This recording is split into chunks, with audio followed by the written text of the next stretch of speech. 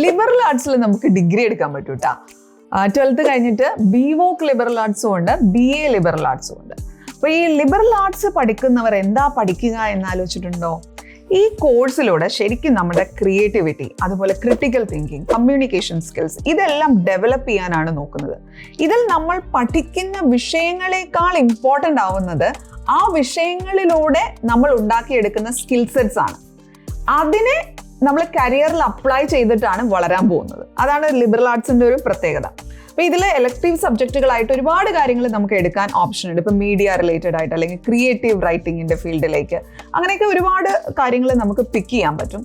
പിന്നെ ഇതൊരു sort of Inter disciplinary ആണ്. അതായത് ഒറ്റൊരു വിഷയത്തിൽ മാത്രം ഫോക്കസ് ചെയ്തിട്ടല്ല ലിബറൽ ആർട്സ് പോകാറുള്ളത്. മൾട്ടിപ്പിൾ സാധനങ്ങൾ, even history, geography, economics, international relations, ഇതിൻ്റെയൊക്കെ കാര്യങ്ങൾ, എന്തിനധികം എൻവിറോൺമെന്റൽ സയൻസുമായി ബന്ധപ്പെട്ടിട്ടുള്ള വിഷയങ്ങൾ പോലും ലിബറൽ ആർട്സിന്റെ ഭാഗമായി നമുക്ക് പഠിക്കാൻ സാധിക്കും. So if you choosing liberal arts, എനിക്ക് പറയാനുള്ളത്, നിങ്ങൾ എവിടെയാണോ ഇത് പഠിക്കാൻ ഉദ്ദേശിക്കുന്നത് അവർ പ്രൊവൈഡ് ചെയ്യുന്ന സിലബസ് അഥവാ അവർ ആ കോഴ്സിനെ എങ്ങനെയാണ് ഡിസൈൻ ചെയ്തിട്ടുള്ളത് എന്നുള്ള കാര്യം ഒന്ന് പ്രത്യേകം ശ്രദ്ധിക്കണം കേട്ടോ.